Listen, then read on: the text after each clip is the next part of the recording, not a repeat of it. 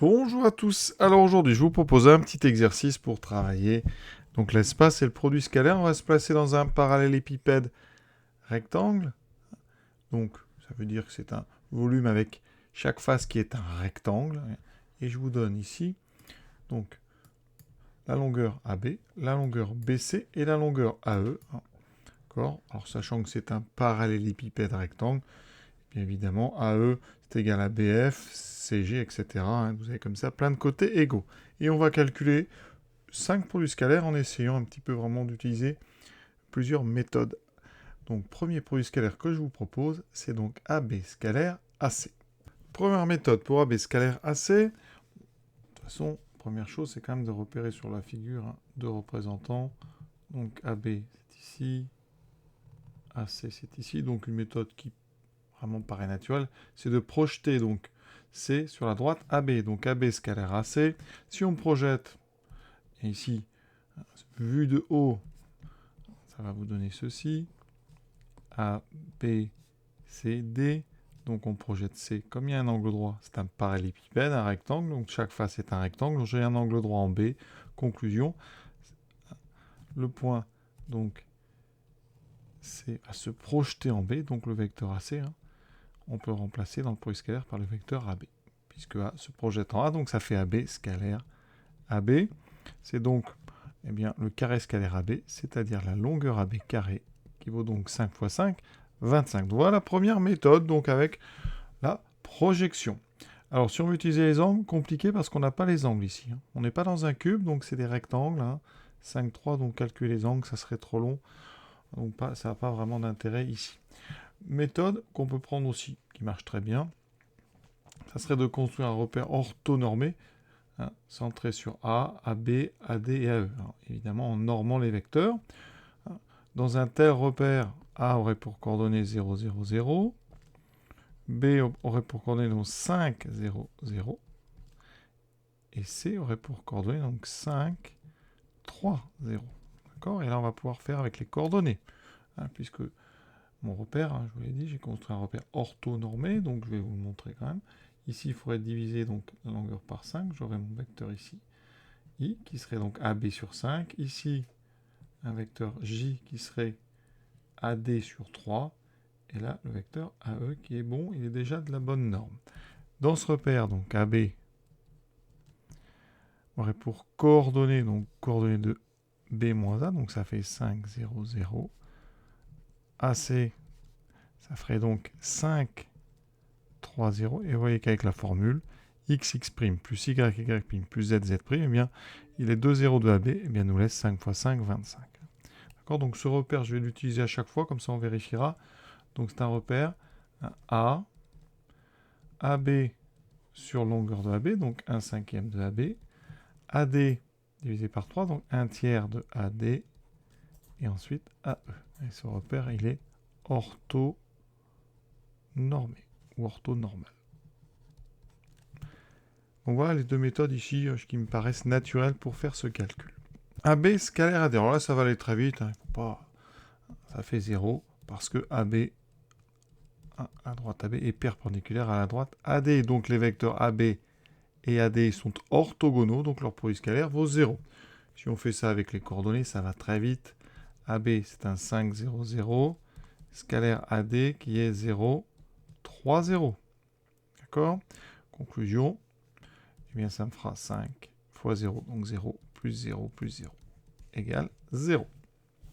Si vous essayez par projection, évidemment, regardez ce que ça donne. On a A, B, D vu de haut. Et quand je projette AD, je projette D sur AB, bien je tombe sur A. D'accord.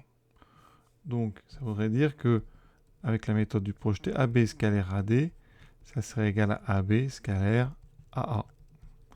Et A, c'est le vecteur nul. Le vecteur nul est orthogonal à tout vecteur, donc ce produit scalaire vaut 0. EG scalaire BC. Alors, première remarque, les représentants que vous avez sont sur deux faces. On va dire que EG est sur la face du haut, et BC, c'est plutôt sur la face du bas ou sur la face du côté, mais on va prendre un vecteur égal à EG, c'est AC, puisque c'est un pavé droit. Un pavé droit, c'est un synonyme de parallélépipède rectangle. EG, je remplace par AC, j'obtiens AC scalaire BC. Et là, tout de suite, c'est plus simple parce que on va pouvoir procéder par projection. Un projeté orthogonal. Alors, sur quoi on va projeter? Eh bien, le mieux, c'est de projeter sur BC. Si je projette AC sur BC, j'obtiens BC. Donc ça sera BC scalaire BC. Et donc, ça fait BC carré. J'obtiens 9. D'accord. Deuxième méthode, avec les coordonnées. Alors, EG. Donc, pour aller de E à G, je prends tout le vecteur AB, donc ça fait 5. Hein. Ensuite, je prends ici FG, qui vaut EH. Donc, j'en prends 3. 5, 3, 0. Scalaire BC, qui est donc... BC, c'est AD. Donc, j'ai 0, 3, 0. Le produit scalaire, 5 fois 0, 0, plus 3 fois 3, 9, plus 0, égale 9. Donc, évidemment, on retrouve la même chose. Quatrième, AC scalaire DH. Alors, ici, on voit tout de suite que DH, c'est égal à AE. Donc, ça fait AC scalaire, donc AE. Donc, ici, alors, combien ça fait? Alors, première chose, ici, on peut déjà regarder à la rigueur, hein, si on fait une coupe, eh bien, ACGE, c'est un rectangle. Alors ça, tout le monde ne le sait pas, hein, mais quand on coupe comme ça, on va le montrer d'ailleurs, si on coupe ici, le quadrilatère que j'ai là, c'est un rectangle. Et conclusion, si c'est un rectangle, ça veut dire que AC est perpendiculaire à AE. Et donc ce produit scalaire, il vaut 0 parce que nos deux vecteurs AC et AE sont orthogonaux. Donc produit scalaire nul. Ensuite, on peut le faire rapidement avec les coordonnées. AC, c'est donc 5, 3, 0. Scalaire DH, qui vaut donc AE, c'est donc 0, 0, 1. Effectivement, 5 fois 0, 3 fois 0, 0 fois 1, il reste 0. Voilà donc les deux méthodes qu'on voit assez rapidement. Après, on peut procéder par décomposition. Le vecteur AC, on va le décomposer en AB plus BC, autrement dit AB plus AD. Donc quand je fais mon produit scalaire ACDH, je vais ici utiliser la distribution. Donc ça me donnera AB scalaire DH plus AD scalaire DH. Mais il se trouve que AB et DH, ça fait AB scalaire DE, AE, et AB et AE, vous voyez sur le dessin, hein, comme ce sont tous des phases rectangulaires, ça vaut 0. Il y a un angle droit. AD, DH, c'est comme AD, AE, ADE, il y a un rectangle, c'est le rectangle ADHE, donc ça aussi, ça vaut 0. Donc la somme des deux vaut 0. Alors, autre façon de faire, hein, on peut aussi savoir que AE est orthogonale à la droite AE dans un pavé droit. La droite AE, l'arête AE hein, est orthogonale à la face du sol, donc à la face AB, CD. Hein, et quand une face, eh bien, quand une droite est orthogonale à une face, ça veut dire qu'elle est orthogonale, cette droite, à toute droite que vous pourriez tracer donc dans la face ABCD.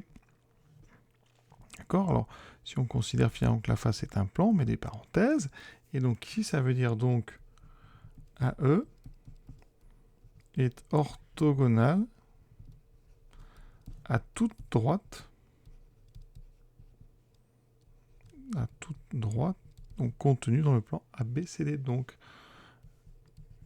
eh bien, la droite ici qui va nous servir dans ABCD, hein, ça veut dire que AE va être orthogonale à AC.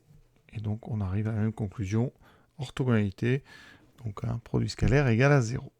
Dernier avec BH scalaire AD. Alors, BH, donc ça, c'est une diagonale intérieure ici.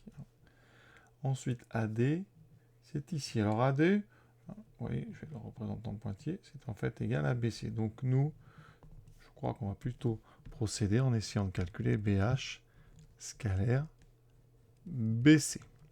Alors là, c'est loin d'être évident, hein, mais on peut avoir déjà une envie, c'est l'envie de projeter le point H sur la droite CB. D'accord? Donc ici, on va essayer de voir quelle est la nature ici de ce triangle. Le triangle BCH. Regardons la droite BC. BC, c'est une arête. Et on sait que dans un pavé droit, cette arête BC, elle est orthogonale à la face, donc ici, DCGH. Donc je vais l'appeler DHG. Même non, le plus intéressant, ça sera de l'appeler DCH, parce qu'on a besoin de C et de H. D'accord? Ensuite, on sait que CH est inclus dans le plan DCH. Comme BC est orthogonal au plan DCH, BC est orthogonal, donc ici, BC est orthogonal à toutes les droites.